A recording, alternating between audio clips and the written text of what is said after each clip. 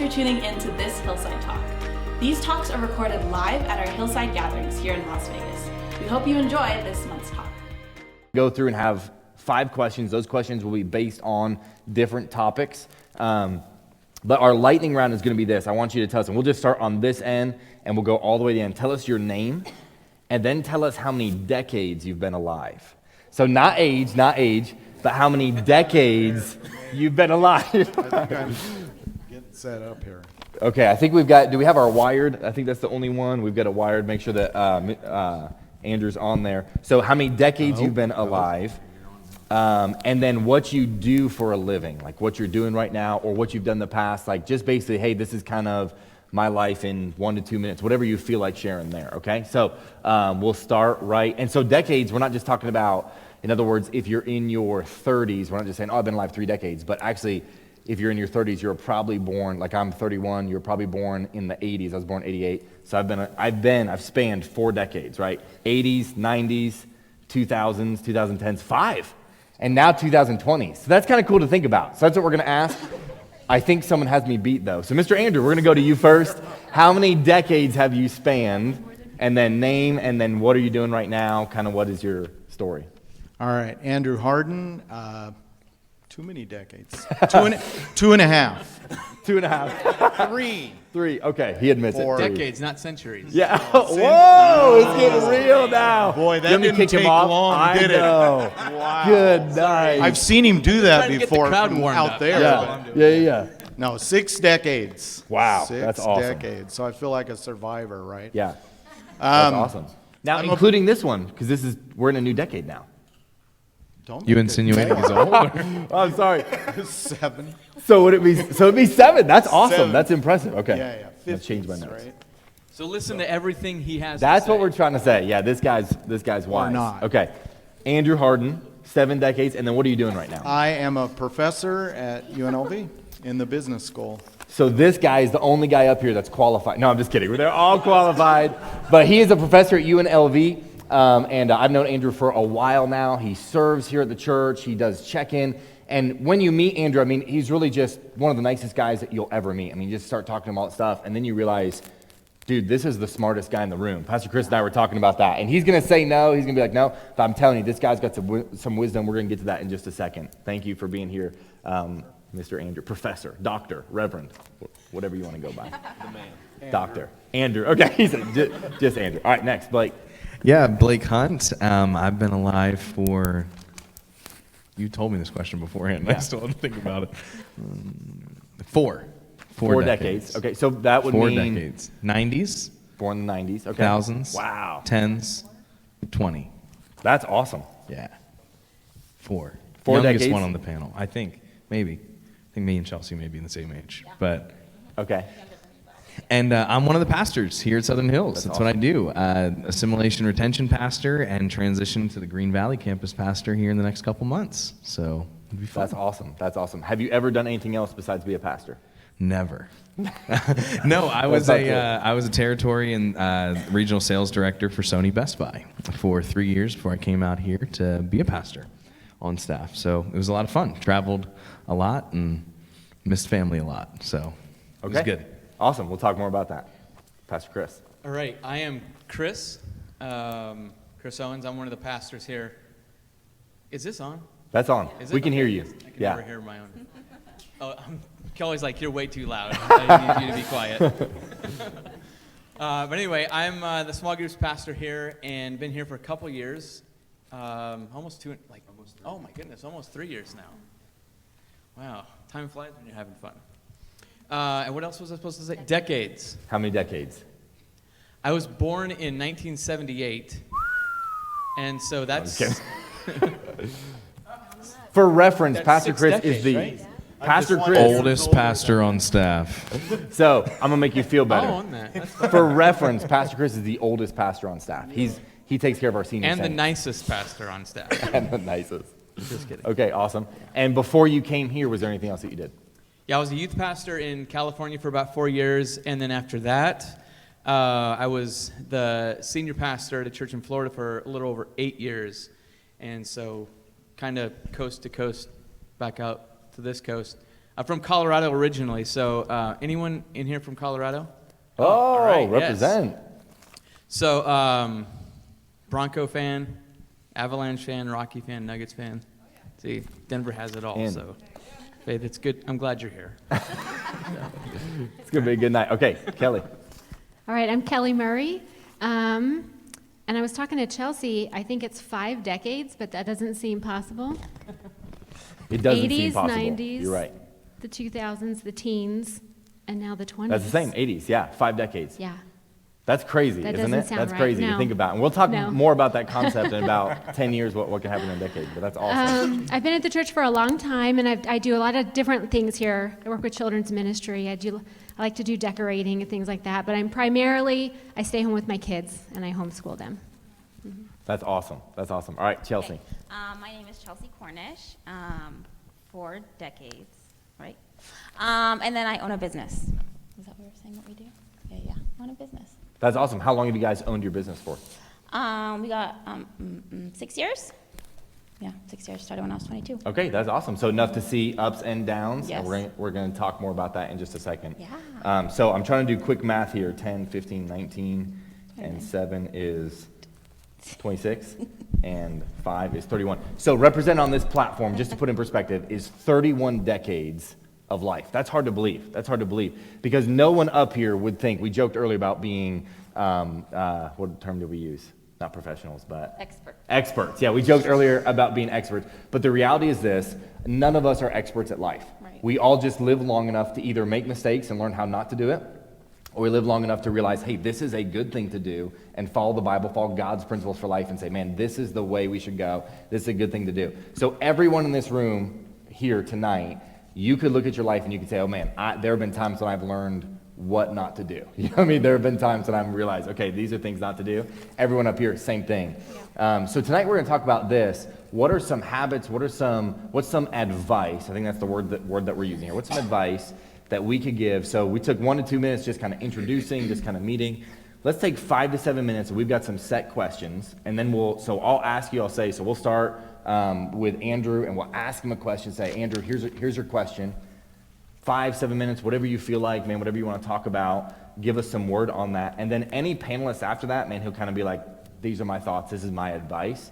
And then if you guys want to jump in on that and you're like, hey, this is really good, my advice would be don't go against anything that Andrew says, because he's the wisdom right here, okay?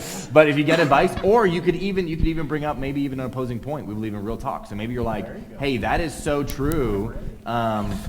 I know that maybe this is how it worked for me. This was my experience in it. So let's jump in. We're going to dive right in. And Andrew, here's our question for you. I'm curious about this. How long have you been a professor for, before I ask you this question? 16 years. 16 years. That's awesome. 16 years. Okay. You've been a professor 16 years. What advice, as we look at this new decade, as we talk about, okay, these are the next 10 years of my life? Because I think only at this point, Hillside's really 18 to 28. You could be anywhere. You could be older, wherever in that age group. That's when you start thinking not just in, oh, my next year is this year, or not even 5 years, but that's where you really start thinking decades. Like, man, where am I going to be in the next 10 years? And maybe you're in this room and you haven't thought about that yet. That's okay. They're going to give you some advice that you can start thinking, oh, man, this is something I want to do. So for the next decade, you're looking out at a group of young adults. What advice would you give about either education overall or continuing your education? Sure. Well, it looks like the classes I teach. I mean, you guys are just about the age Yeah. of my students, right? So this is kind of weird for me. I'm usually up running around and out in the crowd and stuff like that. Give this guy a lapel so he I can want to run. I want to acknowledge his bravery for putting a professor on a stage with a microphone, right? That's just asking for trouble. I could go on and on and on, but no, the thing is that it's never too late, right? So for me, I just said 16 years. Obviously, I also said 7 decades, right? So I went back late in life. I grew up working in the oil fields. I never did anything my dad told me to do. And, was making easy money, and then realized at some point that was just not going to be sustainable for life. So I would say it's never too late. You should go back if you haven't, and it's something you want to do. The other thing is that, as you are well aware, the world's changing rapidly. So jobs are changing, skills are changing, technology is constantly changing, which is why my area is information systems in the business school. So data analytics, statistics. Everybody goes, ugh, statistics. But I love that kind I'm of smiling from ear to ear on statistics. Yeah. If you've done a master's thesis, you love statistics, right? And so statistics, data analytics, and everybody uses it, right? It's something that Christian organizations use. It's very powerful in just about every aspect of life. So, but that's my passion. The thing for you is to figure out what your passion is. And so if you're passionate about a certain subject or called to it, then that's what you should do. For me, I knew I wanted to go to a business school, but I didn't really know about information systems until I got into business school. So it's okay to figure those things out, right?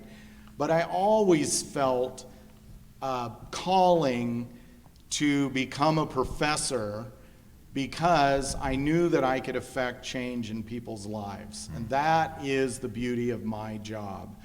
The rest of it, I was associate dean for 4 years. I didn't enjoy that.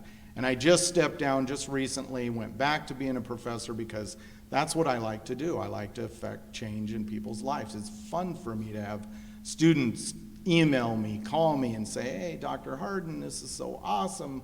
These things that you taught me, I'm in a new job, thinking about you. I love that stuff. That just makes my day. So passionate about this subject that you're interested in, and that's kind of the key thing. The other thing I would say is it's good for you. It's good for your brain. It's just like exercising, right?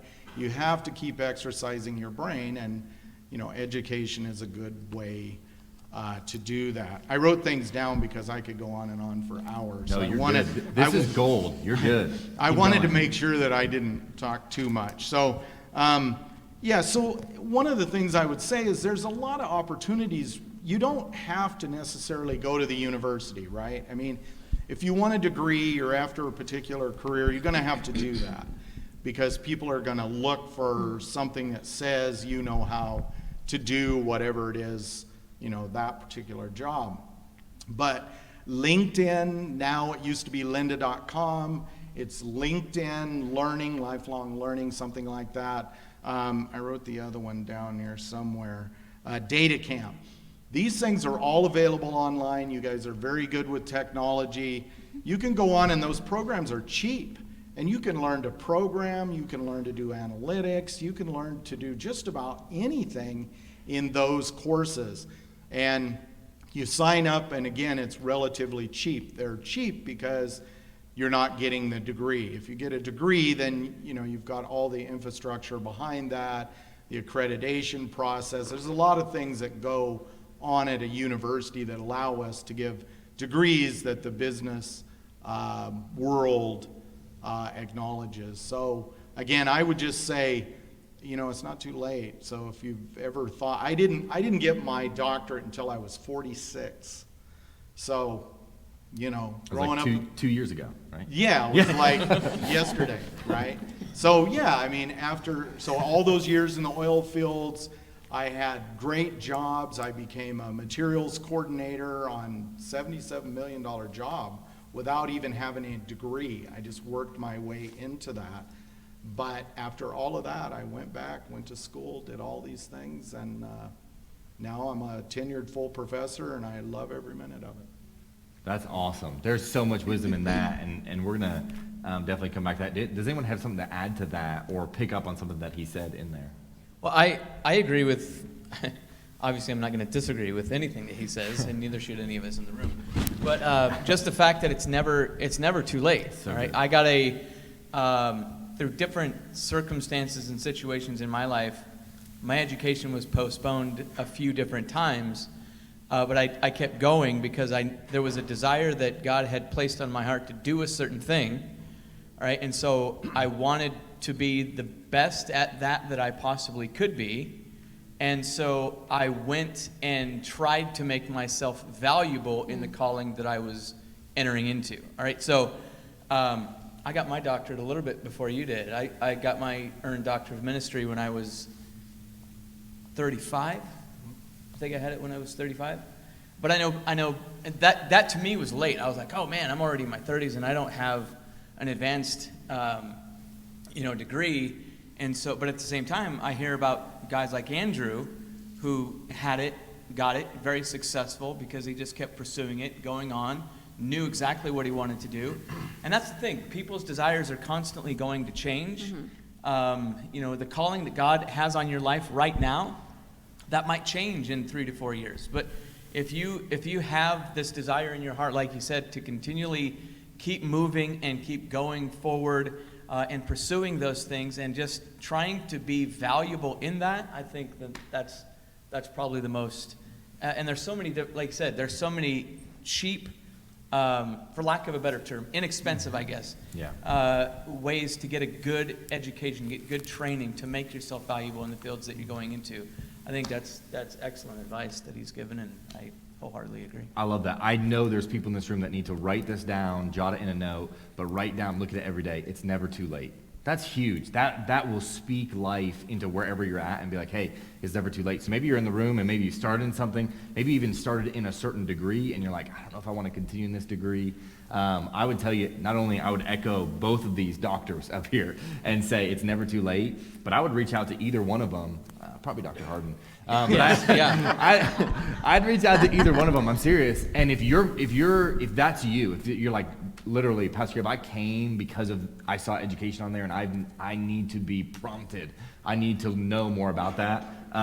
Catch him afterwards before he escapes, all right? And say, Dr. Harden, speak life into me. Here's where I'm at. What can I do?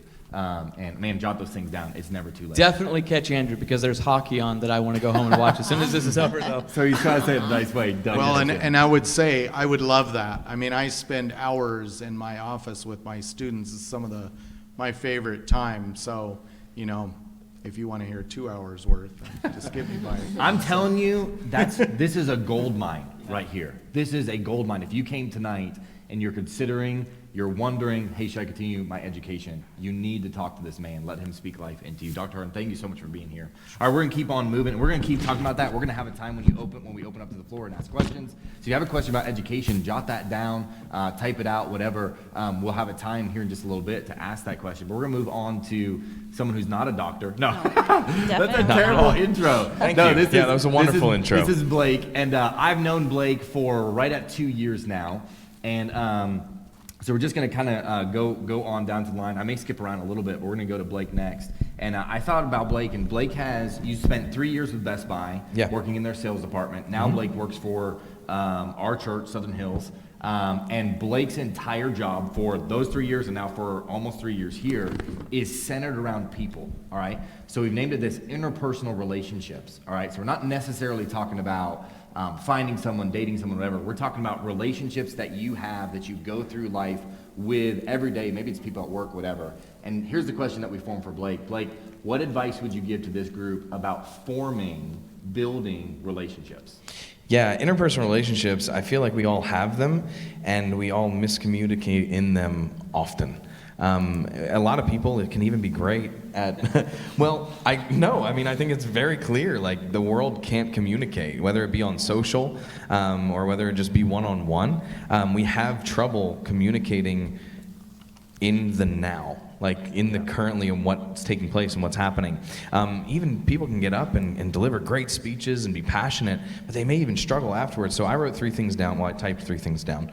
But 3 things that I wish I would have known, because that's kind of how it was worded in the beginning, right, is networking is important, but deep friendship is just as, and I'd even say more important than just shaking every hand. Look, we're in the age. I'm in the age group, and I was able to move through those ranks pretty quickly, and we shook hands. But the reason that I was successful in a previous field and continuing to thrive here in this church is not because I'm shaking every hand, but it's because I'm sitting there and taking the time to know the person behind that hand. So that the networking is important, but the deep friendship is just as important. I think the enemy tells us a second lie as well. I think he tells us that you're only going to be here temporarily, so don't build deep. God is sovereign, and he's placed you where you are for a purpose. And if you are just looking at your job, your education, the place that you're in, the relationships that you have, the friendships that you have is, I'm only going to be in this physical location temporary, or I'm only going to be in this actual job as temporary, we will blaze through and never build deep relationships the way that we need to. The enemy whispers in our ear, you're young, you're not going to be here forever, so why waste your time on these friendships? We have 1 million social encounters that you can handle via social media. You don't need these. And that couldn't be any further from the truth. That couldn't be any further. In fact, Proverbs 18, 1 through 2 says, whoever isolates himself seeks his own desire. He breaks out against all sound judgment. A fool takes no pleasure in understanding, but only in expressing his opinion. Wow. I don't think anything sums up what's currently going on in our generation right now than a fool only expresses his opinion. We don't have those interpersonal communication talks at work anymore. Those things aren't at work anymore, so we're in true friendship anymore, or in small group anymore, so we just blast it on social, and then we either delete the post or we start to feel depressed because not everybody agreed with what I actually said on Facebook or on Insta or on Twitter or on whatever. So build the relationships and where God at. God has you there for a purpose. If you are somewhere, God has you there. And the people that God placed around you are placed around you for a purpose. No matter how irritating, no matter how frustrating, or no matter how good those people are there, enjoy those friendships. Be where God has placed you. And the third thing that I kind of thought of was, here's something for kind of the Christians in the room. Oftentimes in toxic interpersonal relationships, we get tied, and it can be a friend, it can be a actual, boyfriend, girlfriend type thing, it can be somebody you're dating, or even in family relationships, the enemy whispers in our ear, they need me to grow. Pastor Caleb, same thing. I mean, you talk about giving a professor a mic, giving a pastor a mic is just about as bad. I'm going to share a little bit of story, is that okay? Yeah. So, when I was 17 years old, I was living on my own, and the enemy kept whispering in my ear, you can't go to school because your family will fall apart. To give you some background, my mom's an addict, my brothers and sisters weren't taken care of, and he continually whispered in my ear, they need you. They need you. That is such a lie. Think about that phrase. They need me. No, they don't need me. They need God. They're God's children, and God will take care of them. Think about how prideful that sounds, and they need me.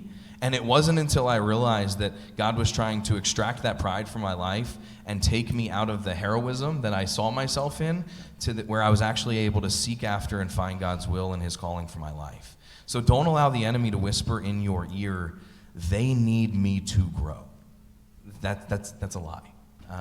So those are kind of the three things that I thought of in communicating those interpersonally and keeping those relationships strong, and just buying into where God has you. I think that's really important. I love that. I love when you talk about relationships. I love don't be afraid of miscommunication to the point where you don't communicate, right? So talk with someone. If you feel like, hey, I'm not sure if something's wrong, I'm not sure what's going on, be willing to have the tough conversations, right? And then I love what he said. Don't be afraid to go deep in the relationships that God has given you. Everyone in this room, maybe you're looking at the next decade and maybe you're like, man, I just feel like there hasn't been anyone in my corner. We just talked about this in our youth ministry. A lot of times what ends up happening is we're like, man, there's no one that's a friend for me. But the question we have to ask ourselves is, who am I a friend to? So maybe God's wanting to use you in these next 10 years to build relationships, to build bridges with other people. I love that. Build deep wherever you're at. Yeah, God might move you on. Yeah, you might even go to school somewhere else. You might continue your education. But don't be afraid to build relationships where God has you in this present moment. I love that. I love the truths that come from there. So we've talked education. We've talked career. Does anyone we've talked relationships. Does anyone have anything to add to that or a note they want to add? I love that verse that you read. I just saw that the other day. Can you read it again? It was something about not wanting understanding. but just saying your own opinion? Yeah, Proverbs 18, 1 through 2, whoever isolates himself seeks his own desire. He breaks out against all sound judgment. A fool takes no pleasure in understanding, but only in expressing his opinion. Yeah, that's so good. There's two things that I've learned if you want to communicate with somebody well, is not jump to conclusions. Instead, ask a question or repeat back to them what they said. So you can clarify. So you're saying this. Is that how you feel, or is that what you mean? Because we really do want to understand.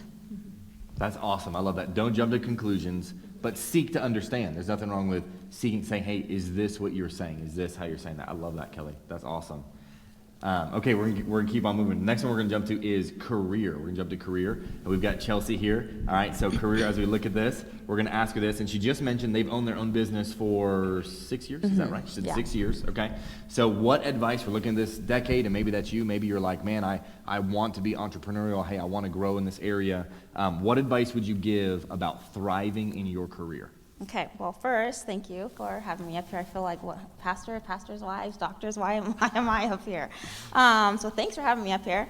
And then I have 3 points, too, on this point. The first one would be you have to have a written goal and a plan on how to hit your goal. I think we hear this a lot, especially like in little quotes that are like, have your goals written, right? But it is so much deeper than that. They did a study, Forbes did a study on a class of Harvard graduates. And what they did with the class was ask them, like, hey, do you know what your goals are? What are you going to do after college? And so 84% of them had no idea what they were going to do. And so think like we go to like CSN and UNLV, like they're Harvard graduates who didn't know what they were going to do getting out of school, right?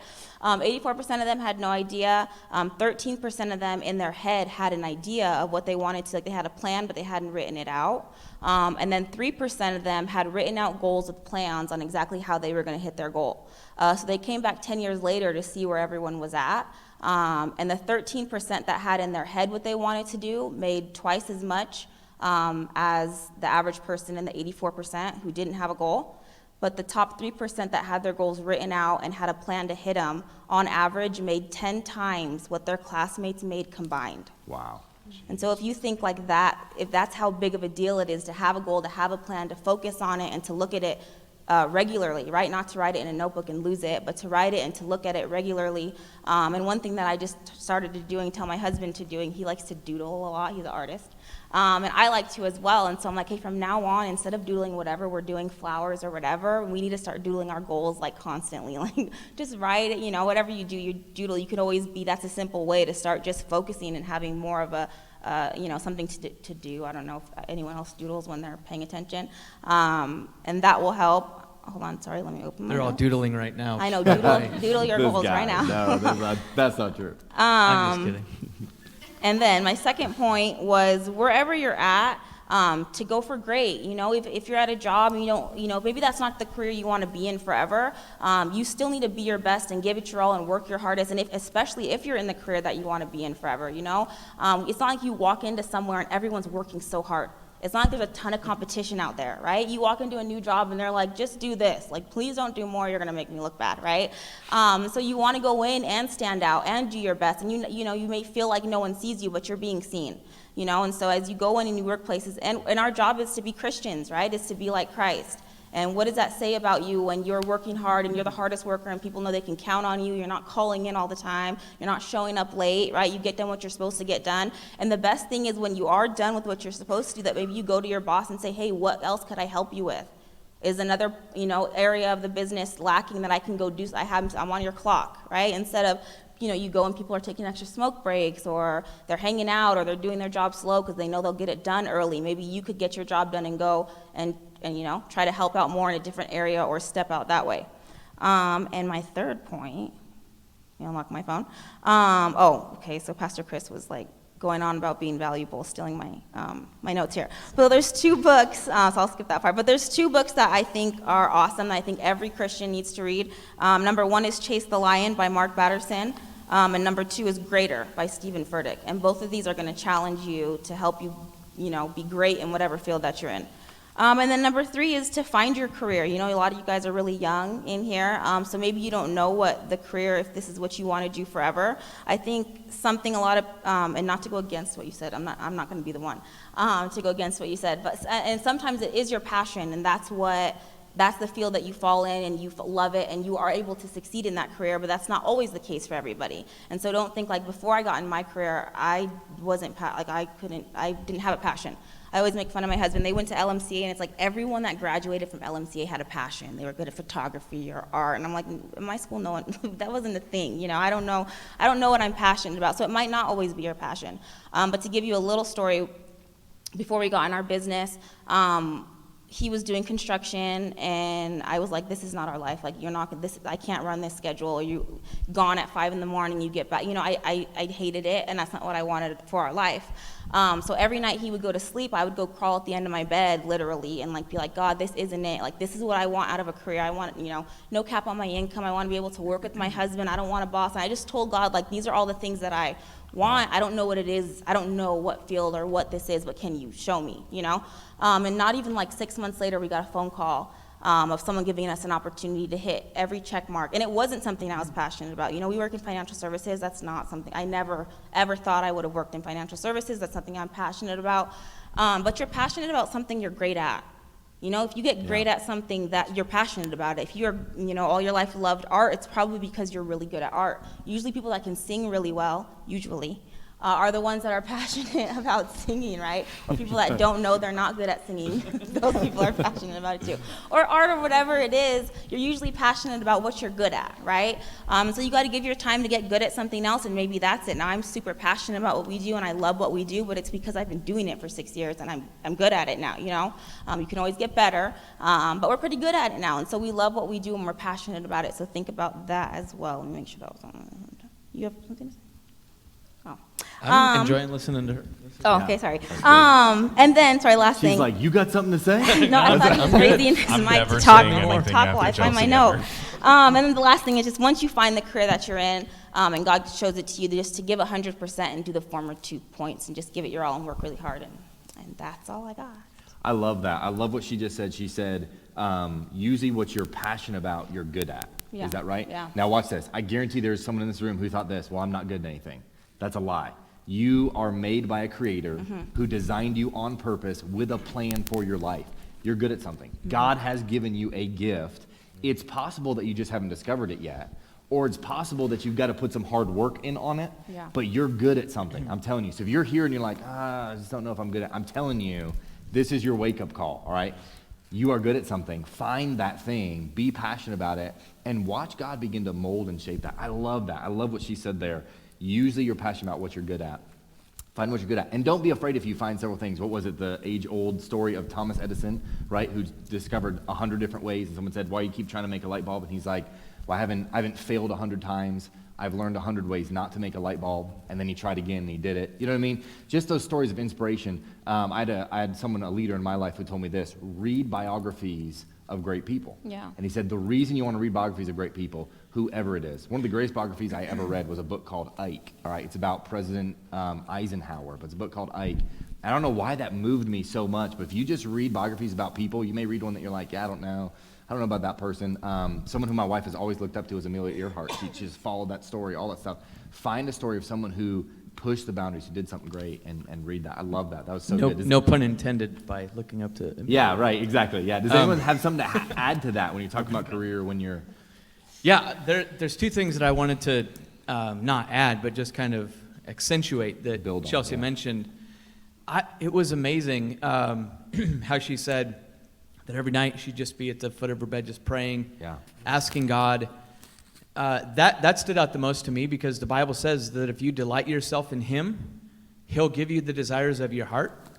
And what she was doing was she was delighting in Him. She was running after Him. She was trying to figure out what He wanted for them, right? And in doing that, He put a desire on their heart and opened the door for that thing that they were now desiring. So, I mean, it just goes to prove that the Bible never lets us down. Delight yourself in the Lord. He'll give you the desires of your heart. He'll make it clear what He wants you to do. And as you do those things and become better at them, you become more passionate for them. And like Pastor Caleb said, if you're like, oh, I don't have a passion for anything, just go do something. Yeah. Because the more that you do, you're going to start to figure out those things that you like.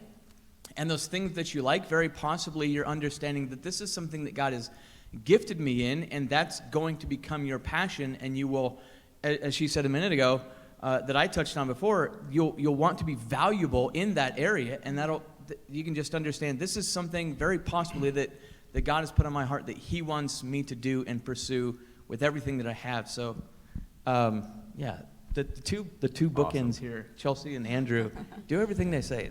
You'll go far. Yeah, I think the finding your passion, that's exactly right. I mean, it doesn't, again, when I went to the business school, I had a vague idea that I wanted to do business, but I didn't know anything about information systems. And then I started doing it, got good at it, and so, yeah, I think that's very consistent. You finding your passion, and of course, it's your calling, and it's about what, God has planned for you. That's awesome. This is good. I'm really enjoying this. I don't know if anyone else is, but I'm having a good time. All right, so we're going to jump over to Chris at this time. And Chris is our small groups pastor, but Chris has been a lead pastor. Chris has been a youth pastor. Really what it boils down to is Chris has seen a lot of people, counseled a lot of people, and led a lot of people in a pastoral manner. And that's awesome. That's a gift. And so our question for Chris is this. As we look at this next decade, what advice would you give for spiritual growth? Where would you say, hey, you're looking at this next decade, we're beyond, every young adult in this room understands, okay, read your Bible and pray. Those are some basic things, unless that's what you have for us. But what advice would you have for spiritual growth? Read your Bible and pray. Yeah. Yeah. Every day. Kelly, what was your question? No, I'm just kidding. But really, I'm not, because as basic as that might sound, oftentimes we look at the basic things and we think, well, that's too simple, that there has to be more, something more complicated to arrive at this spiritual place that I want to be, and that's not how it works.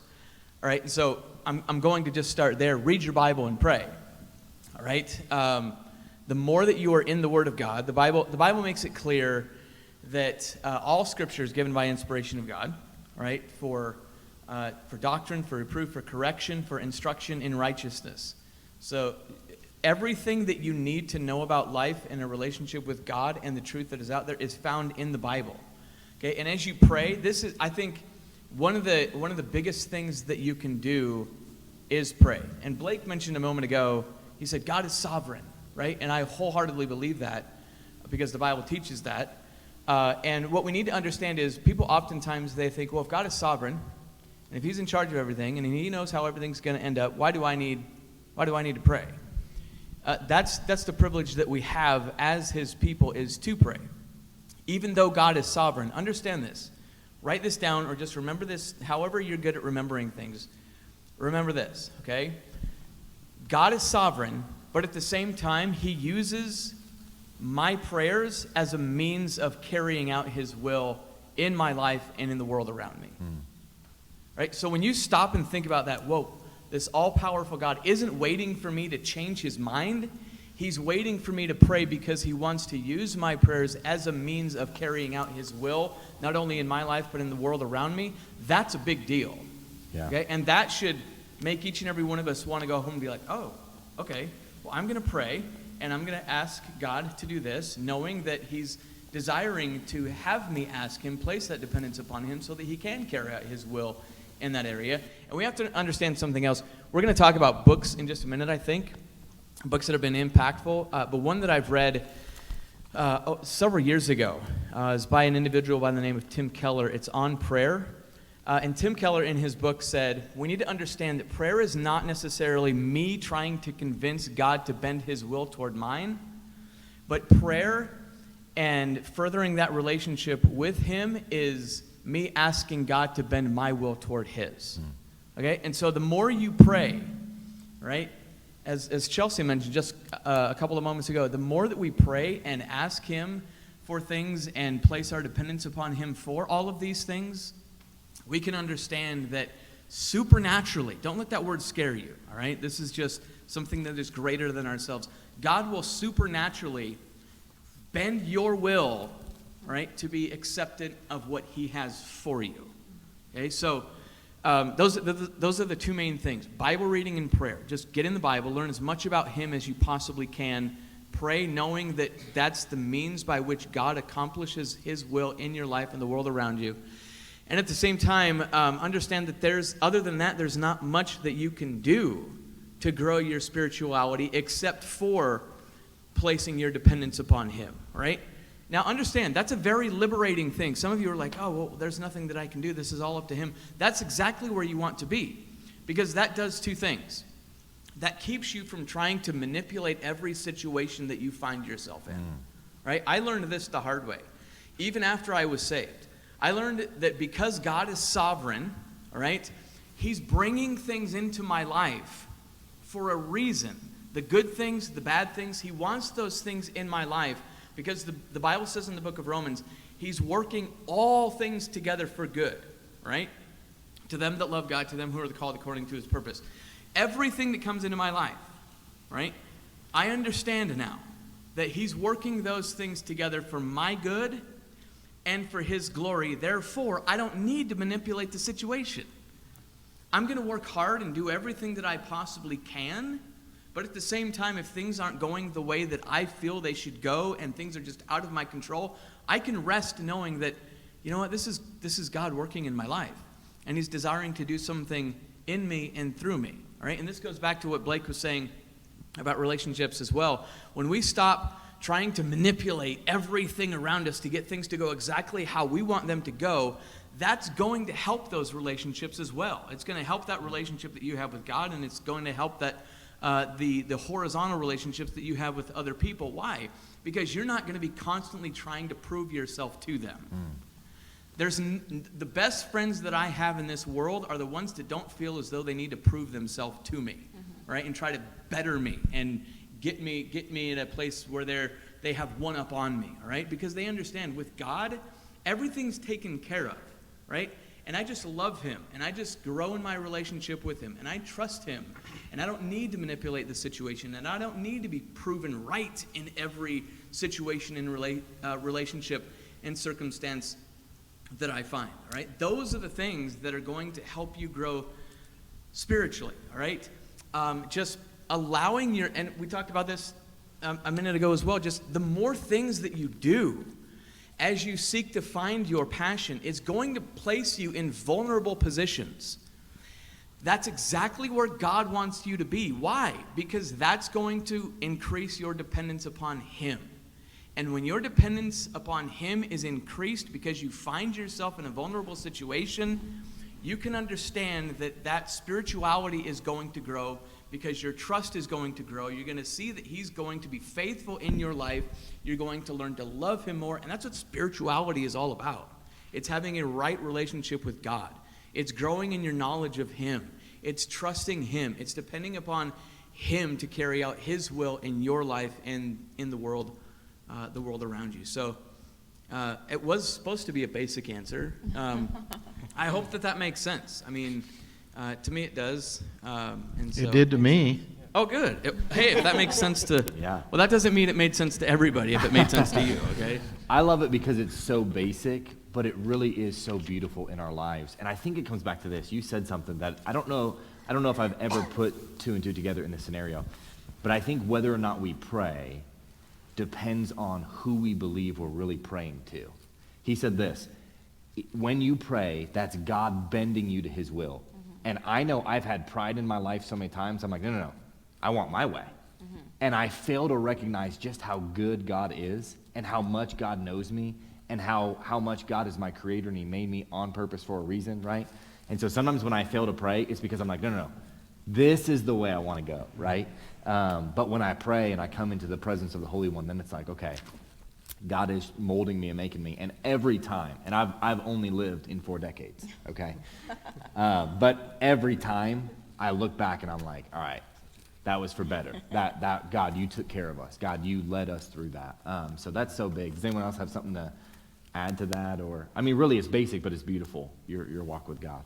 Okay, we've got another area, and we asked Miss Kelly to be with us. We're going to talk about this big idea. It's the area of health, right? Overall health. And so here's the question. The question is, what advice would you give? And I feel like every time I have a conversation with Kelly, it always somehow goes to, she's a super healthy person, okay? And that's a good thing, and she's probably gonna be like, no, I'm not. But she's helped me, even in things she said, oh yeah, try and do this, or try and do that. And so here's the question, and think about this, here's the question. What advice would you give about how making healthy choices affects your overall outlook on life? Yeah, I know people always say I'm super healthy, and I'm not super healthy, but I'm always learning and I'm always growing, and learning new things. I feel like choosing to be healthy and making healthy choices helps me to be optimistic for the future. And I know that God has great plans for my life, like he says in the book of Jeremiah, that he has great plans for our future. And how are we going to accomplish our educational goals and our relationships and our career and all this if we don't have our health? Yeah. And I don't know about you, but I hate being sick. And I hate feeling bad. And so I just try, and sometimes it takes me a long time to learn, but I try to do things that make me feel good. And I'm going to try to make it simple. I don't like anything complicated. I don't count calories. I don't look at how much protein or how much sugar or any of this. What I would say to you is just look at how God designed your body, okay? Now, God made Adam and Eve, and where did he put them? In a garden. And so you need to just ask yourself, okay, am I eating real food? That's just what I think about. Is this real? And then later God said that you can eat meat. So I think, okay, did this grow in the ground or did this come from an animal? And then how many steps has it gone to where it's not even recognizable anymore as real food? Okay? That's my entire diet. Yeah, it's not even recognizable. No, I'm just kidding. We're not all growing our own gardens in the backyard and eating what we grow, okay? It's shipped from somewhere. There's something that's happened. It's been processed in some way. But look at the back of what you're eating and see what's in there. So if the ingredients list is so long and you can't pronounce anything in there, then that's not real food. And sometimes you'll be surprised. Sometimes you'll think you can't eat anything, but if you look at the back of something, you might think, oh, that's actually not that bad. Okay, and not everything that's labeled as health food or that you think is marketed as health food is healthy for you. Like my kids want to drink Gatorade all the time. And I'm like, no, that is not healthy. They think it's healthy, right? This is for athletes. This is good for me. That's what I thought. It's like it's not. It's just nothing but sugar and food dye and everything. So find something that has real food in it. You know, like those naked juices that you can drink. That just has fruits and vegetables in it. It tastes good. Look at the back. It's all food in there. Like tortilla chips. If you want to eat some chips, okay, then look at the back of it. I look at the tortilla chips. You know what's in it? Corn, that grows. They got some oil in there. That's from a plant. And some salt. So I say, hey, that's pretty good, right? Those things grow. So try to eat things that are real food. I wrote down a few other things. It should taste good.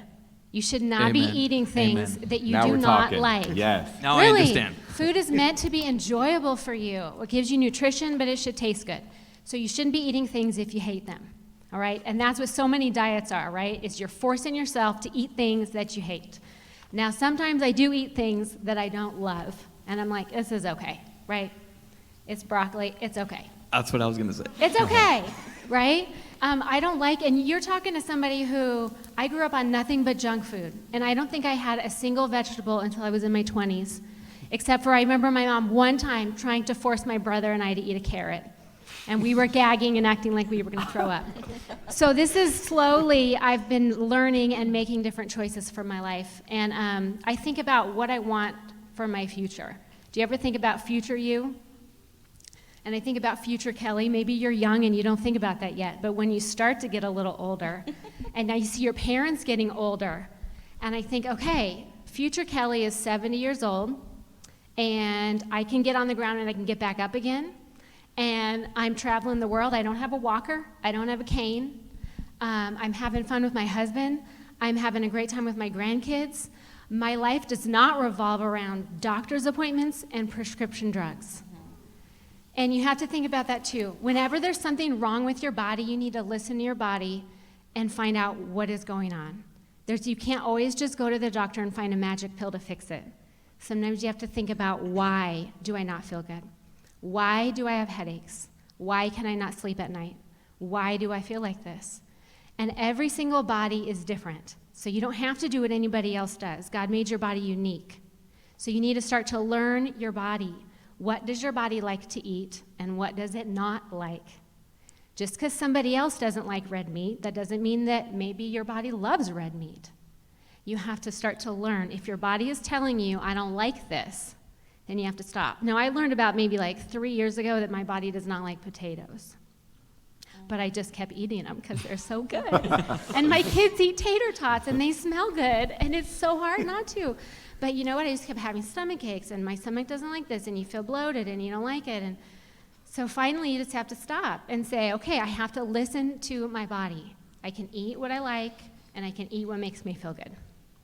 There's so much good in what she just said. I think one of the things that really stands out to me is she connected every single point that we just talked about. So if you're in this room and you're like, man, I want to continue my education, man, I want to go forward in my career, man, I want to be successful in my relationships, a lot of that starts, and we're not just a feel-good group, real people, real talk, real truth, but a lot of that starts with how you feel when you wake up in the morning. If you just feel, man, I'm just disgusted with myself, man, I'm hurting, man, or you're sick all the time and you're missing work and all those things, so it matters. Health matters. You've got to think about those things. And I'm so thankful for people in my life like Kelly who have helped me and challenged me and helped me think about those things from time to time. That I think like, and I love what she said, how she connected it to. Really, it's a stewardship principle. When you're 60, when you're 70, is your life, and I never thought about this, is your life going to revolve around doctor's appointments? I'm already there. Look, the picture of health. Look how good this guy is. But that's a powerful thought, you know, when we think about that. Can anyone else speak into that as far as this is how this has affected me for good or for bad? Yeah, one of the things that she said that Caleb just touched on was thinking into the future, not just with regard to the talk on nutrition and all of that, but everything else. Like a lot of the things that we've said might not be relevant to you right now, but as you move forward in this next decade into the following decade and beyond, my prayer is that a lot of you look back and say, hey, you know what? There was this panel of 4 or 5 people. 5 people. I'm not as smart as Andrew. There's 5 of us. And they said this, and that was true, and that's what I really need to be focusing on. And I think a lot of it is going to have to do with what Kelly just mentioned, thinking forward, and we all want that quality of life. And even though I hate broccoli, I hope my wife is watching this right now because she's always trying to cram broccoli down my throat, and I'm always resisting. But just looking into the future and saying, hey, you know what? There's going to be a time when I look back at this, and it's going to be relevant, and hopefully it'll impact you, you know, moving forward. It's so good. Did you have something to add, Chelsea?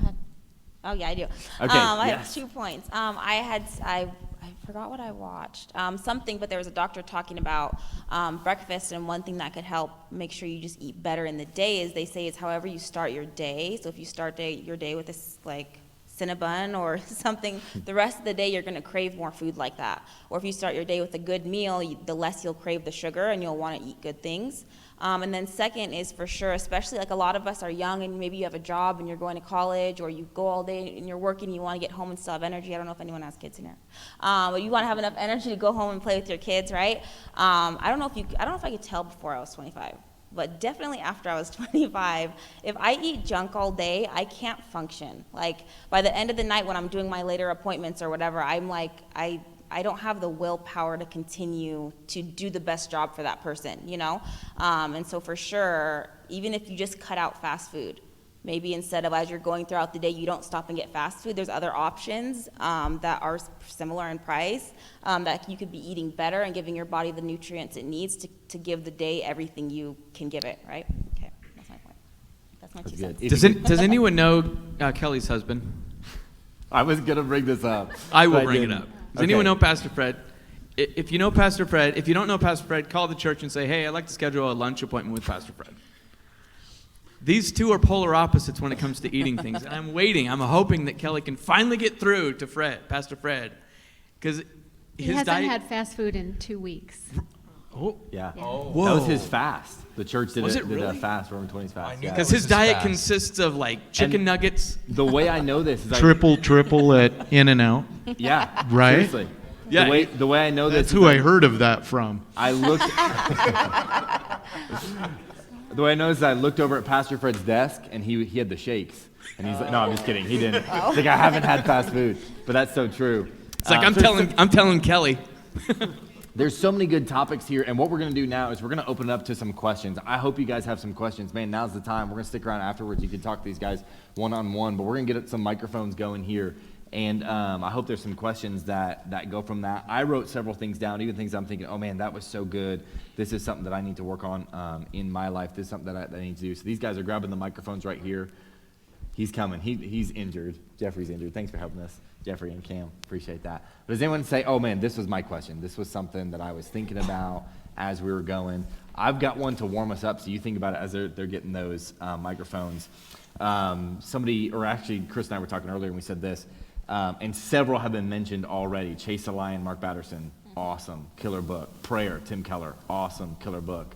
I think someone used the Bible, good book. Okay, so here's the question.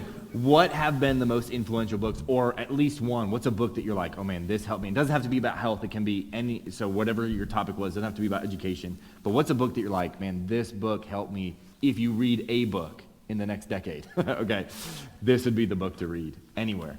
Who wants to jump in? Start. Oh, man. Yeah. A book that's really helped me break out of the, I'm a controlling person. I know that would shock all of my friends, right?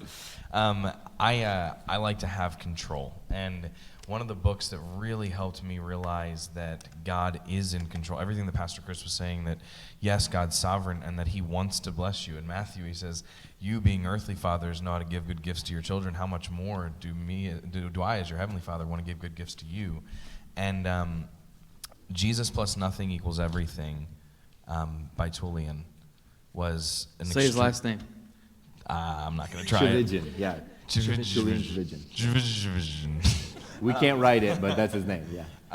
Was That's a good very one. influential, I've read that. as well as Don't Waste Your Life by John Piper. Yeah. Both those are really good. The second one I cannot echo enough. Don't Waste Your Life by John Piper. If you're just here and you're like, I don't know what to do, John Piper wrote this for young adults. He's like, hey, I want to give you a wake-up call. Don't waste your life for older teenagers and for young adults. Who else has one that, I want to throw this book out?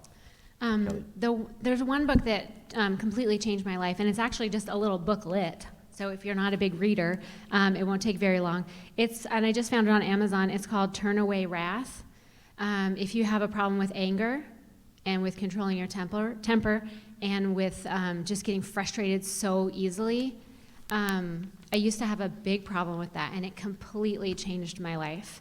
It just walks you through what God says in the Bible about an angry person, and by the end of it, you realize, I do not want to be that person, and it just changes you. So it's really good.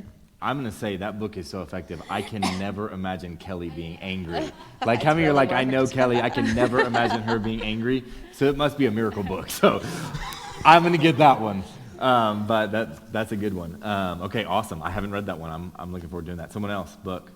I think another book that was awesome that I read when I first got started in business was called The Winning Attitude. And it just really helps you check your attitude and make sure that you're always, thinking the right way and doing things the right way. So that's an awesome book too. The Winning Attitude. Is that it? Who's the author? John Maxwell. John Maxwell. Yeah. Anything by Maxwell. Awesome. Mm-hmm. Yeah, 21 Irrefutable Laws of Leadership. Awesome. The Winning Attitude. Awesome. There's several. There's more authors that I would recommend than anything. Anything that you can get on your hands on theologically by N.T. Wright, by Tim Keller. Read those books. It's going to help you tremendously. There's a lot of secular authors that I really like. Irving Goffman, he's a secular psychologist. Anything that you can get your hands on by him, read it. You're like, oh, wait, why are they saying secular books? That's okay. Don't be scared of smart people who don't come to your church. It's okay. The other one that I'm thinking of. That was the statement of the night. Don't be afraid of smart people who who don't come to your that. church. That's awesome. The other one of the smartest guys, I read, anytime this guy puts out a new book, I'm going to buy it, and I'm going to read it probably 3 or 4 times is a guy by the name of Malcolm Gladwell. Does anyone know who Malcolm Gladwell is? Okay. Yeah. You need to go out and, first of all, buy his book called The Tipping Point. Read it. It'll change. The thing that I like the most about Malcolm Gladwell is he changes your perspective on life. He helps you see things a different way. And when you can get to that point where I see things from your perspective, it's going to help those relationships. It's going to help your drive. It's going to help. It's just going to help you tremendously. The Tipping Point, Blink. There's one called What the Dog Saw. It's a collection of his essays. So many different things that, and just anything that has the name Malcolm Gladwell associated with it, buy it, read it 10 times. It's going to help you perspective-wise, and so. Love it. That's awesome. I think we got everyone. Dr. Harden, you got one? I was just going to say, read. Yeah. Anything. It is so good for you. One of the biggest things students struggle with in my classes is writing. And writing comes from reading. Mm-hmm. And, when I was a kid, that's all we did was read because we didn't have even cable, right? How many And decades ago was that? No, I'm just kidding. I'm just 9. So, That's so good, read. though. Yeah. Just read whatever interests you, right? And just read. Yeah. Those are all great books, and I read so many academic journals and articles that I can't really comment on those. I need to read all those books, actually, but just read. That's awesome. To go along with what this is, again, just to prove that he's the smartest man in the room, he just says read. Someone once said, if you read one author, you're going to become a clone of that author. You're only going to learn to think a certain way. If you read 2 different authors, you're going to become really confused. Okay? But if you read 100 different authors, you're going to become wise. And I think that's the point he's trying to make. Anything you can get your hands on and just learn as much. You're going to learn to sift through the weeds and all of those things and find the truth associated with it because you'll be exposed to so much as you read the Bible. That's a really good point. Yeah, I enjoy reading, but as I say that, for me, reading is a discipline. So how many of you are like, you read anything you put your hands on, you're like, dude, I'm a reader, anything I pick up, I'm good at that. Okay, a few people in the room. How many of you are like me and reading is a discipline? In other words, you have to work at it. That's me. I've got to work at it. I've got to be like, okay, I have to have time. I have to have my coffee that I'm not going to look at the ingredients. Okay, but I've got to have this because I've got to be able to read. Reading is a discipline for me, and some of the best advice I was ever given was from my former pastor, and he said this. He said, Caleb, I never allow a book to bore me. So if I get through a couple chapters, I'm like, it's just not doing it, I put that book down, I pick up another one. Now be careful with that, because what you don't want to do is read one chapter of every book. You want to be able to read some. But what he gave me was a piece of advice that I realized was I may like a book that the professor likes, but then again, I may not. So I may like a book that Chris likes, but then again, I may not. I may like a book that Chelsea likes. I'm like, oh man, now this is a good book. But don't allow the book to bore you. If you're at a place where you're like, man, I haven't read anything in a little while, no joke, I've read probably 25 times, and you can make fun of me, the book called White Fang. You've heard of White Fang. That is my favorite book in the world. When I was a kid, I read that over and over and over again. And if I get bored of reading, I go read White Fang. And the reason is it's a discipline for me. And so if I enjoy a book, I'm like, oh man, this is a good book. I enjoy this book. So find a book that you enjoy, whatever that may be. Find an author. Find something that stretches your mind and grows you. And that'll be really good. I think that's books all across. A couple authors I really enjoy. If you ever heard of Bob Goff, who I think Dr. Harden reminds me of a little bit. Bob Goff, he's a great author. He's written 2 New York Times bestsellers. One is called Love Does, and the other one is called Everybody Always. And Everybody Always, basically the concept is this.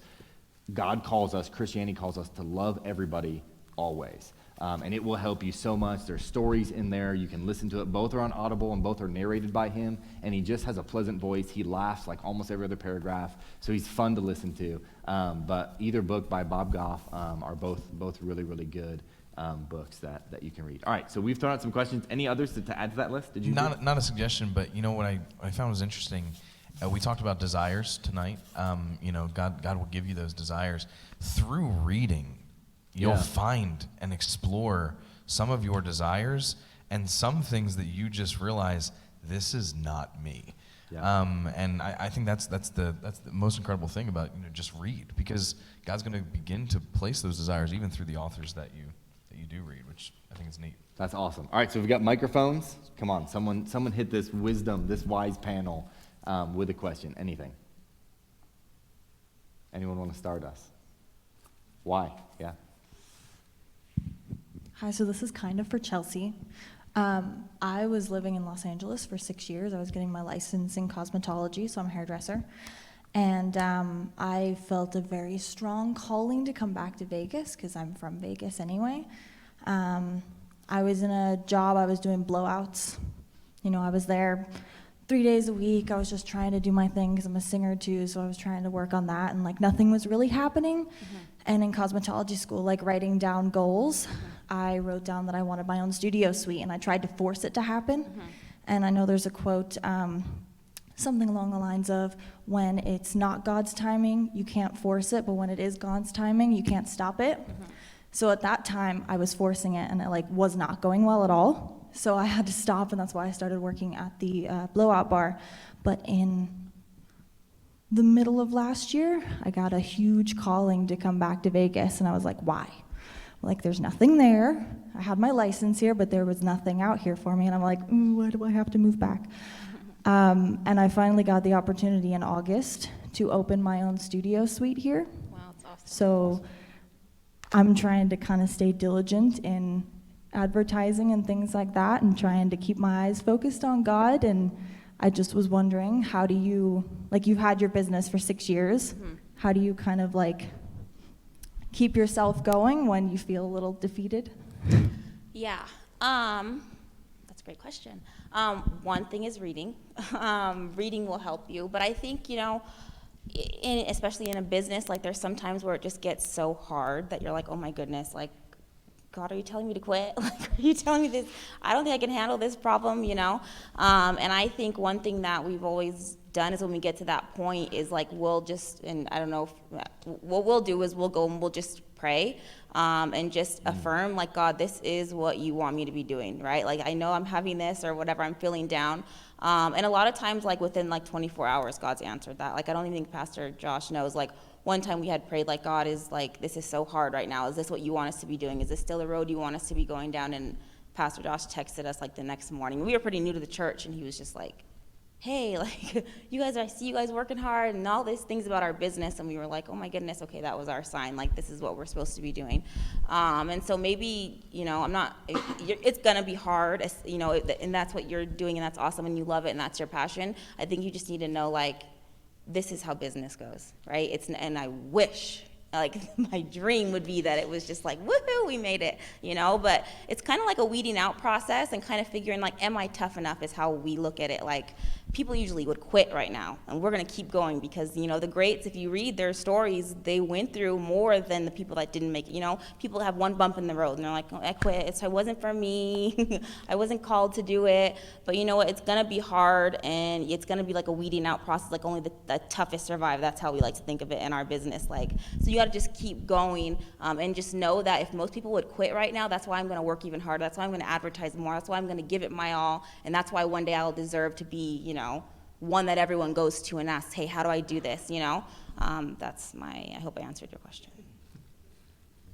Yeah, that's awesome. Anyone have something to add to that time when you saw life kind of go like that? Because I think that's true about business, Chelsea, that it's up and down. Yeah. I think that's true about life. I think Yeah. that reflects how life can be. Sometimes it's like, man, I'm ready to give up. Man, I've been putting the time in. I haven't seen the reward yet. Anyone else have something to add to that? Yeah, just really, really quickly, one thing that really helped me out in the early days of pastoring was one of my greatest mentors said, don't doubt in the dark what you know to be true in the light. Yeah. Yeah. So there has to be a reassurance in your life constantly of, okay, God, this is what I know you want me to do, okay? And when things get difficult, you keep moving because you know this is what God wants me to do. And that's when your relationship with God is so important because, as we mentioned from what Chelsea said a little while ago, delight yourself in Him, and He gives you the desires of your heart. So just being honest with yourself, knowing that, you know what, God isn't changing my desire. Even though this is hard, I know this is what He's called me to do, and I'm going to persevere through this. And in this, He's going to help me to depend on Him, and I'm going to learn more, and I'm going to be better at the end of the day. Yeah, I think that's so true. And I think it's easy to tend to doubt. And by the way, if you have a question, these guys are looking, so you can just kind of hold your hand up there and they'll come to you. But I think it's so easy to doubt God's goodness when we're in that valley. But man, that's what the Bible is. Like, you read the Bible, Hebrews says it this way, all these things happen to them for examples. You read the Bible and you're like, dude, all these guys went through hurt, hard times, broken. I mean, David, right, greatest king of Israel, besides Jesus, who one day sit on the throne of David, right? And you look at that and man, he got thrown out of the kingdom for a little while. And that's always an encouragement to me. Like, I'm like, okay, hey, just because I'm down, I'm not out. So keep on going. Great question. Why? I think we've got another one. Yeah. So we talked a lot about just like God's calling for us, and we talked also a lot about, I think, kind of like determination and setting goals and stuff like that. And so I guess this is somewhat focused at Chris and Chelsea, but I was just asking the question, how do you balance the setting and achieving of your own goals with allowing God to direct you and follow his will? How do you balance that? Ooh, that's a good question, by the way. That's a good question. It's a really good question. I'm gonna keep, for lack of a better term, we're in Vegas, so I'm gonna say I'm gonna double down on my answer every time.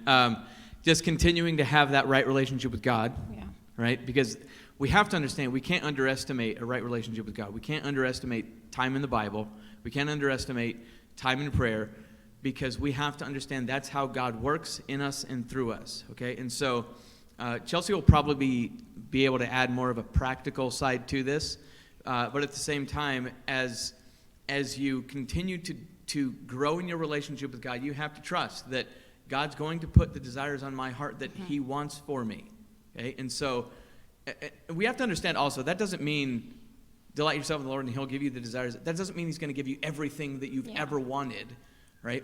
Wealth untold, that's not what it means.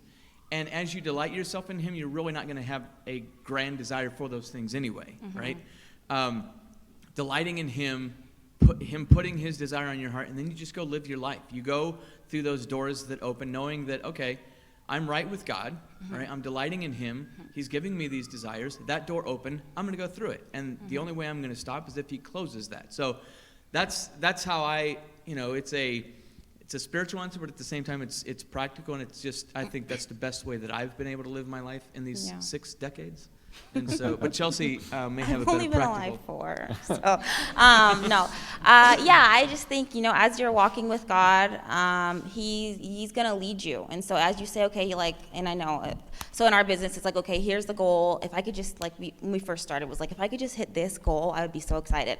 And then you get there and you're like, okay, there's so much more, So as you grow in whatever it is you're setting goals in, the goals are always going to change. But I think as long as you're walking with God and you're seeking a relationship with him, you're going to figure it out together. He's going to lead you to your next step as you get there. And I think we always want to think I'm always like, when I'm 40, when I'm 50, this is what my life's going to look like. And it might look nothing like that, So it's like you just set your goals as you see right now. And as you grow closer to God and you get older and you mature, those will change. And you'll be able to change those. So. Does that help? Does that answer your question? Yeah, it helped your, okay. Yeah. That's good. Did anyone have anything that you're like, ooh, I want to add this one thing, Blake? Yeah, God's given us the freedom to fail. Yeah. Because we are his children.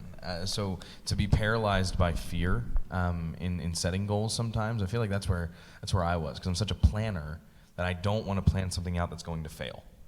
And then when I realized this isn't me, this is God doing this through me. He's given us the freedom to fail, and like we talked about before, maybe we'll get it on the 101st time. And I glory God in that, and it gives me also such a peace that I can set that goal because I'm not in control, and that's okay. Yeah, I think there's such a beautiful balance between resting in Jesus, like what he's done, his finished work, knowing God has made us, God will perform it, he's begun the good work in us, but then also being willing to go forward. And yes, it's a work, meaning I got to put my hands, to the plow. I got to be willing to go forward and work. I think there's such a beautiful balance in that. And I don't know if it's ever something that we are like, this is exactly how I've got it figured out. I think it's you lean forward in one, like, okay, man, I'm planning, and then God might give you a setback that you're like, okay, God, I'm resting on you. Okay, now I'm leaning forward. I think it's a balance as you go through life. Great question. I love that. Someone else. Professor, he raised his mic. We all need to listen. Oh, yes, please. Well, I am the least expert in this, but I would say it seems to me that within whatever goals and framework and things that you're interested in, you're trying to do, what's always happened to me is whenever somebody said something about forcing it earlier. I can't remember who it was, but every time I try to force, oh, this position looks good, I should move here, I should try that, it doesn't work out. And then the things that, most of the promotions that I've had, the Center for Entrepreneurship, the Associate Dean, I didn't apply for those jobs while I was at UNLV. Someone called me in and offered them to me. And so I think sometimes it's like God greasing the wheels, right? It's like, I want you to do this, and you just it just happens, right? And then when you're trying to force it and do something that he doesn't want you to do, that barrier comes up. I don't know.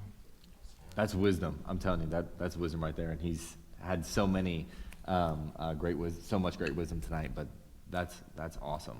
Yeah, I totally agree that God provides those opportunities. Someone else? Was there anyone else that had a question? Say, hey, I needed clarification on this. I wanted to go in that. Jeffrey. I have one for the professor, Morrissey. So like you said, if it's never too late, and you got your doctorate in a later age, how did you manage having a family and a wife on top of going to school, getting a doctorate, on top of all your assignments and everything else like that? Yeah, it's a good point. Actually, at the time, I was a single father. I had my daughter. I raised her by myself. And I took her up to Washington State University, and brand new high school for her. Grew up in California, had all her friends. Poor thing, I still feel bad about that. But I took her up there, and it was just, a matter of that's what I wanted to do. And, I actually read some of the readings and wrote summaries and things like that, actually watching TV with her. So, we were together. I took her to school every morning. I dropped her off. I picked her up. I stayed at the school all day and, just persevered through it, because you're right, it's a lot. And getting a doctorate is, 14, 15 hours a day, 7 days a week. Okay. And so it's a lot of work. But I think if you can, in any way you can create synergies, and that's what I did. I mean, I remember my wife now still is amazed that I can write and read while the TV's on full blast. It doesn't bother me at all. And that's what I did. We would watch movies, and I would get those things done. So you just kind of find ways to make it happen. That's awesome. Can I speak into that? Can I speak into that too? No. Because I did the very same thing. I graduated from college after I was married. I got my first master's degree after I was married. I got the Master of Divinity after I was married. Got my Doctorate of Ministry after I was married and had children. The last 2 degrees, married and had children. And what it all comes down to, it's just a matter of working really hard, being smart, being very, just from a practical sense, being very frugal, and understanding that if we can make it through with ramen noodles and water for dinner for this much time, right, life's going to be so much better on the other end. Mm-hmm. Mm-hmm. So there just has to be that determination that, okay, you know what? And it's a Dave Ramsey principle. I'm going to go without some things right now so that I can accomplish what needs to be done to plan for the future. And Melissa and I decided, my wife and I decided, when I was going through seminary the first time, like Dave Ramsey says, for those of you that have ever gone through any of his courses, we're going to live in a way now that no one else is willing to, so that we can live later in a way that nobody can. Mm-hmm. And that's what it was. Now we have no debt. I have, the degrees behind my name that are necessary. We have our children. We're saving for their futures, all of these things, just because we decided this is what we're going to do. We're going to work hard at it. We're going to save as much as we can. We're going to live as frugal as we can. And all of those things that we're doing without now, we know that it's going to be worth it, because we're going to be able to do those and more once this is accomplished. So yeah, it really is a long-term strategy, right? I mean, you're looking down the road, and I'm sure now you look back on that and you're so glad that you did all those things and sacrificed. And I had worked in industry. I had to quit. I had started my own businesses. I closed them, and I went up there and lived on an assistantship. And Now, I love it. I mean, I'm in a position that I would have never even dreamed of back then. That's so awesome. I think it goes back to this, and Dr. Harden said it in the very beginning, but he said this: it's never too late. It's never too late. So I feel like that we keep coming back to that. It's never too late.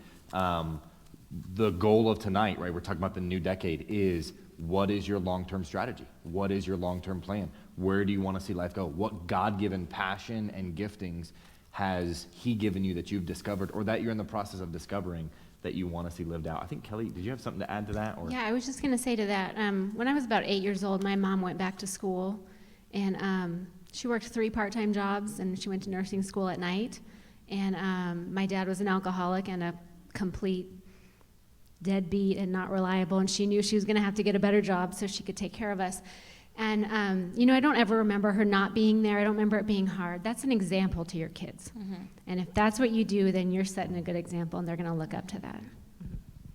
I think all across this platform, in these 5 chairs, you're looking at people who had a choice at one point in their life either to make excuses or to make a change. And every single one of them at some point decided, I'm going to make the change, and I'm going to stop making excuses. And as I look at my next 10 years, inspired by all these guys, that's what I'm thinking. I'm thinking, man, I want to make sure that I'm not making excuses. Well, this just is what it is. This just is how it is.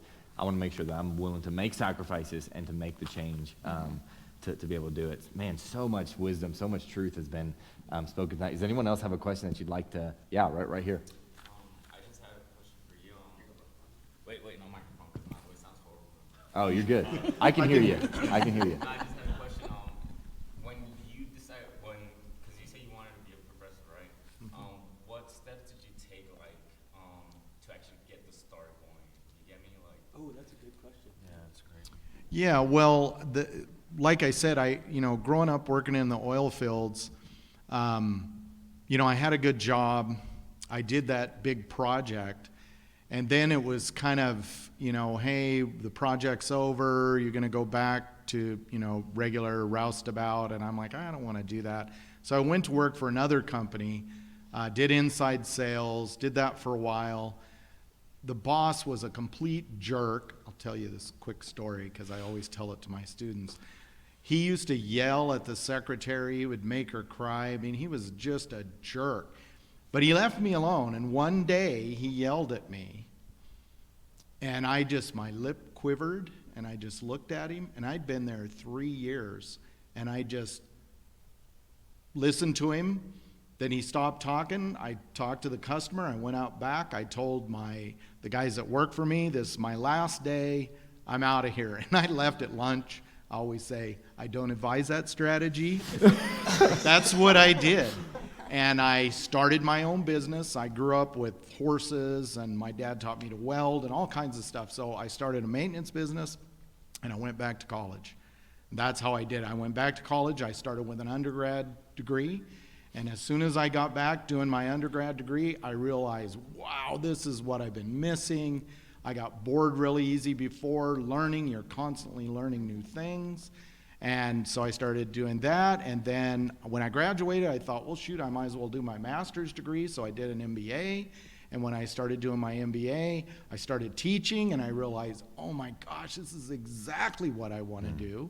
And then the professors told me, well, unless you want to be an adjunct professor for the rest of your life, you're going to have to go get a doctorate. So I closed my business, applied for a bunch of doctoral programs, got in a really good one that I had no idea how good of a program I was getting into, packed up and went to Washington State. So it was a series of events that happened that kind of led me to that, right? So going back to school and then realizing, wow, the teaching was my passion and so on. So. And then I had a question for because you say you had a problem with your family members when you were they need me and stuff like that. My situation is my daughter. You get me? I'm raising her by myself. So my thing is when I go to work and stuff like that, my daughter, she counts the days. How many days you work? And there's times where I want to focus on myself and actually do something that I truly want to do. But my thing is the time, because my sister, she watches her while I'm at work and stuff like that. But the thing is she works, and sometimes she takes her my daughter. Sometimes she just wants to be home and stuff like that. But my thing is is I've witnessed people how it affect them when their parents is just work and work and work, and they've had everything, like they've given them materialistic stuff, but at the same time, like I've seen that person not be focused on the materialistic stuff. They actually wanted the time and love from the parent instead of all the things that they have. So my thing is, how can I make that work for my kid? I think the hardest thing is to, I'm a parent as well, and the hardest thing is to realize that your children need the Heavenly Father more than they need you. That being said, we have a responsibility as fathers and as mothers and as parents to parent our children. But I think Kelly said it really well. This is an example, and then you look for the synergism in those things. You want your daughter, and this came from Kelly as well, to say, how do I want my daughter's life to look in 10 years? Yeah, she may get glimpses of dad now, but I want her to have a better experience with dad in 5 years. I want her to even have a better experience with dad in 10 years. And you may have to, and Pastor Chris mentioned this as well, take the sacrifice now for what you know is going to happen. And also, don't be afraid to reiterate to those relationships, this is a season. This is the season that we're in. I'll share a brief story. When my wife and I first got married, a lot happened to where we ended up losing housing from where we thought we were going to stay, and all of these things. She got pregnant, miscarried, and then she was in her last semester being a teacher's assistant, getting her master's. So she was making next to nothing, okay? Like $200 a month just to be able to buy food at the cafe type thing. Then she got pregnant again. No health insurance, anything.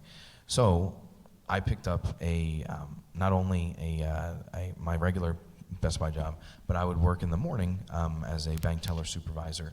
So I'd end up working about 6 to midnight and then waking up and doing it again for about 6 days a week.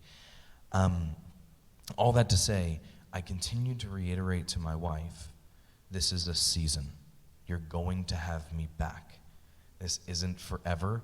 This is to give us light at the end of the tunnel and a better future. And celebrating those small wins, creating synergism in that. Even I would tell her, hey, look, I want you to come and drop me off to work, because this may be the only 10 minutes we get to spend together today. And finding unique opportunities to be able to spend time with your daughter in that, and realizing, hey, I'm going to come through. I'm going to set those goals. I'm going to write those goals down, and I'm going to come through for you in this time through God. But I'm going to come through for you. This will not be forever. Reiterating that to you, because when it gets hard, and as we go on the up and downs, reiterating that in your life and reiterating that in your daughter's life will be key as you strive to create better lives for both of you. And sometimes what your kids want is not what's best for them. And I understand that same thing. I stay home with my kids. And then sometimes if I want to do something I'm passionate about, I want to pursue something, or I want to just go somewhere, they can make you feel so guilty that you don't want to spend time with me. And there's times even where I think, I just can't do anything. Maybe I should just do nothing until they're older. But that's not what's good for them. And it's a teaching moment where you can teach them, I'm a well-rounded person. I'm not just a mom. I'm also a wife, so it's fine if I spend time with my husband. I'm allowed to have friends. That's good for me. So sometimes I go out with my friends, and it's okay that I get to do some things that I like to do, and explain to them, this is how much time we spend together. And I spent all this time with you, and we did this, and we do this, and now I'm going to go do this. And it's just helping them. It'll help Amber as she grows up to realize that there's not just one aspect to your life, but you can be a well-rounded person and a great dad at the same time. Yeah. Yeah, I think Kelly said that earlier. It's a role model, right? I have no doubt my daughter has an amazing work ethic, and I know she got that from our experience together with me in that doctoral program. So I was in the exact situation. It was just me and her. And I had to take her to my sister's and then to daycare because the daycare didn't open. And I even did that in my Texaco days.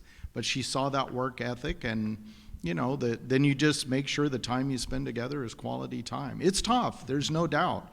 But, it can be done, and it's better for her in the long run to have you where you need to be. There's so many things that we could continue saying, and we really could go all night long. Can you do it in 60 seconds? I can do it in 30 seconds. Perfect. I just want to encourage you, all of this practical wisdom that you've already got, it sounds like you're doing it right.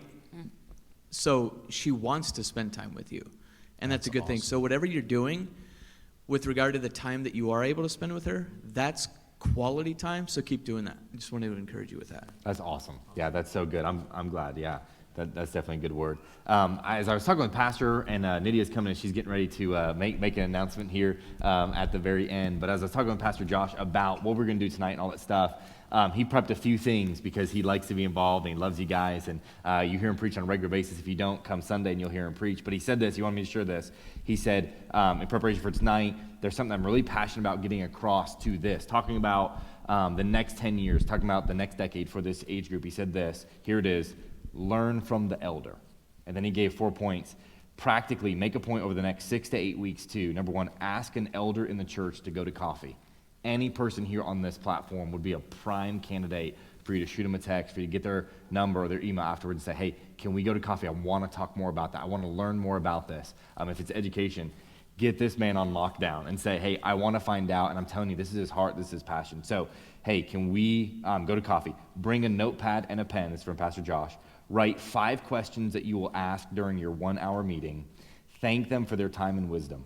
And I think that's so important. I think every person on this point has had time like that with someone. And so we're encouraging you, don't let the next decade slip away. Plan for it. Meet with people. Say, hey, how can I grow? And how can I grow in this area? Will you give our panelists a good hand and just thank them so much for being here? Thank you, guys. And you guys are good. Nydia, we've got some announcements. Nydia can come, and she's going to tell us a little bit about what else we have here at the Hillside. And they'll all be in the back. If they have to run, they can do that. But hopefully you'll be able to grab them. Thanks again for checking out this month's Hillside Talk. The Hillside is a young adult community in Las Vegas, Nevada that meets the last Monday of every month. Be sure to follow us on Facebook and Instagram to keep up with the upcoming events. We hope to see you at our next gathering.